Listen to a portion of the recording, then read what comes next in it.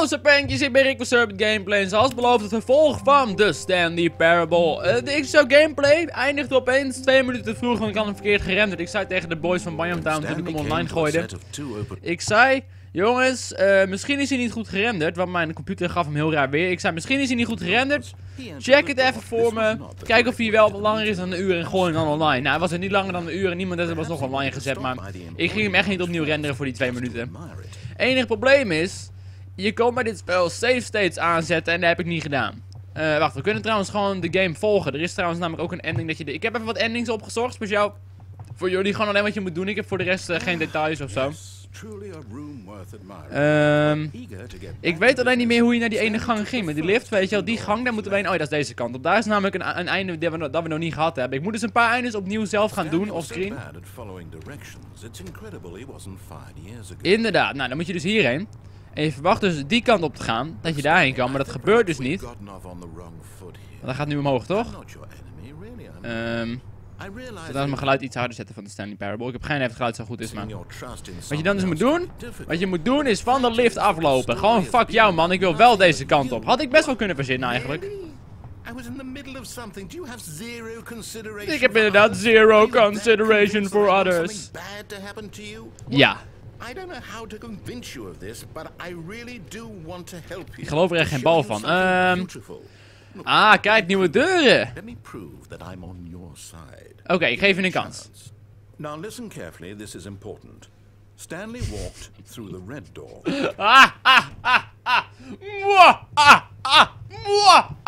Oké, rechts. Perhaps you misunderstood. Stanley walked through the red door. Ik blijf dit doen, ook al moet het... Oh, ik heb hem gevonden. Jammer, opa. Ja, ik wil heel graag weten wat daar is. Ik wil zo graag weten wat hier is. Oké, wat is er? Wat is er aan het einde van de rode deur? Ik geloof er niks van.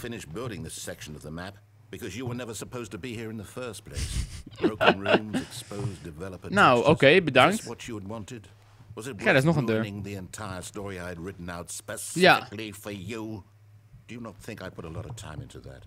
Ik denk het niet.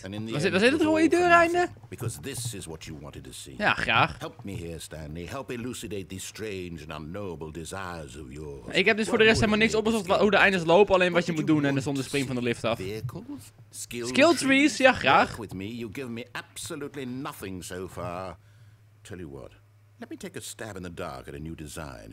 Oké, is cool. There we go. A third option. Oh, cool.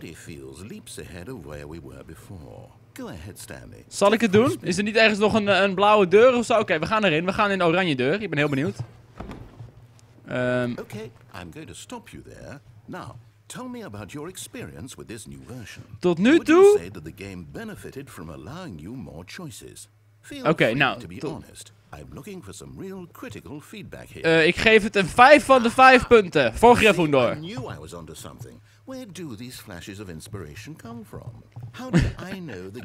Ja, precies. De game had gewoon een derde deur nodig.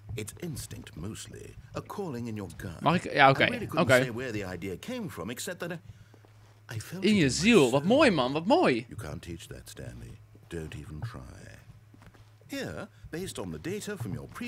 A new version and to be perfectly... Oké.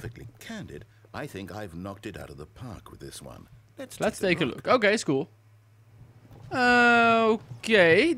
Zou ik gewoon weer de oranje deur nemen? Tuurlijk, de derde optie, natuurlijk. Would you say that competitive leaderboard helped you feel motivated to keep walking through the doors? Oh, ik moet weer een antwoord geven. Honest answers, please. Ik geef deze keer een 3. Hey, I nearly forgot. I've got a prototype of a new game. Een nieuw spelletje, leuk. Would be a lovely opportunity to give it some playtesting. Tuurlijk, ik ben door op playtesten. Perfect. Let me boot it up. Oké, cool. Wat gaan we doen, jongeman? Welk leuk spelletje gaan we vandaag spelen? In this game, the baby crawls left towards danger. Wat? You click the button to move him back to the right. And if he reaches the fire... Dit is het beste spel ooit. It's a very meaningful game. All about the desperation and tedium of endlessly confronting the demands of life. I think the art world will really take notice. But of course, the message of the game only becomes clear once you've been playing it for about Voor 4 uur, oké. So why don't you give it 4 hours of play to make sure it's effective? Tuurlijk. Be sure to keep notes on your experience. Ik zal eventjes... Oké. Ha, terug, baby! Terug! Terug, baby! Blijf! Stop! Ah! Mieke heeft een lammetje. Dit is echt mooie muziek. Ik vraag me dus af, wat er zou gebeuren als je dit serieus 4 uur volhoudt. Ik weet zeker dat er wat gaat gebeuren. Maar daar hebben we nu even geen tijd voor, want het is niet de XXL dubbele, 4 dubbele XXL gameplay vandaag. Oké. Ga maar. Het boeit me niks, baby. Kijk me in de ogen en zeg dat je me houdt. En daar ga je. Ik ben een klootzak, ik geef het toe. Ik haat baby's, dat is het gewoon. Ik haat baby's.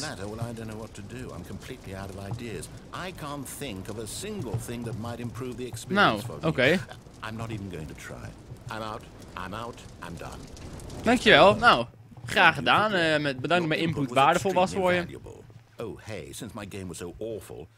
Iemand anders een spel, tuurlijk. Ik vind je spel leuk hoor, man. Ik vind je spel leuk. Vertel er zonder naam. Mag ik Tetris spelen? Ik heb zin in Tetris. Of Harry Potter. Heb je Harry Potter? In het algemeen. Ik heb meerdere lievelingsgames. Ik heb een... Oh, de Minecraft! Ja. Ik kan er niet springen, dus ik zit een beetje vast in een bak, maar... Ik had namelijk al wat gehoord. Ik zag het al een beetje aankomen. Want ik had al meerdere mensen gehoord dat er een stukje is dat je Minecraft gaat spelen. Maar kom, dit is toch fucking geniaal. Ik zit in Minecraft.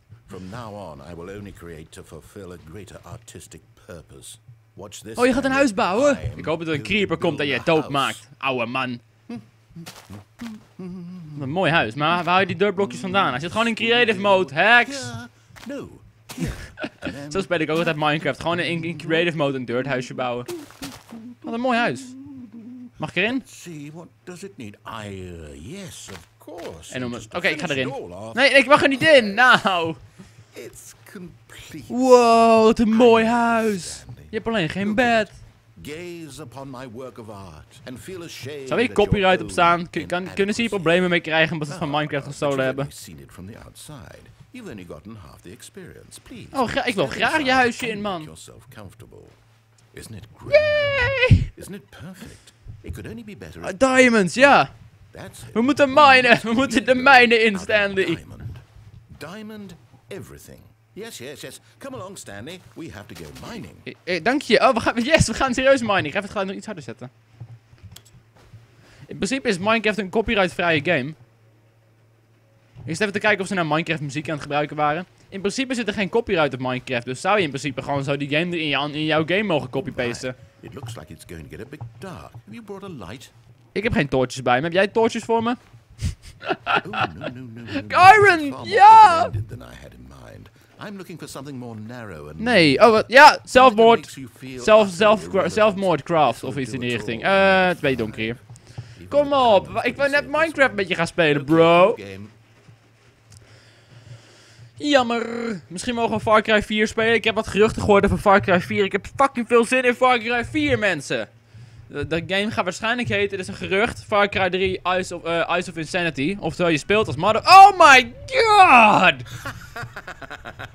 Yes, I don't even know what this game is, but I love it. Oh cool, dat is net als in Portal. Wat ook een Half-Life 2 mod is, maar dat heb ik al heel vaak gezegd. Hey, ik heb trouwens ooit Portal gespeeld. Als jij denkt, hey Rick, ik wil je let's play van Portal zien, maar hij staat niet op jouw kanaal. Komt omdat hij op DDG staat. Ja, ik had een gasrol op DDG. Ja, dat had ik gewoon. Oei. Normaal moet je veel langer wachten voor je eruit mag. Maar please, laat me gewoon even Portal spelen. Ik heb fucking veel zin in deze game opeens in Portal. Maar, wat je dus moet weten, ik heb ooit een gastrol gehad op DDG. En weet je hoeveel abonnees DDG toen had? It's a puzzle. Critical thinking, Stanley. DDG had toen iets van 8000 abonnees. En toen mocht ik gewoon een het is echt Portal. Ik zou grappig zijn als ik nu gewoon een hele Portal moest uitspelen. Genius. Dank je. En nu, ik wou net zeggen, nu zal het wel weer stoppen of niet. I really don't care much to see you stumble through any more of these games.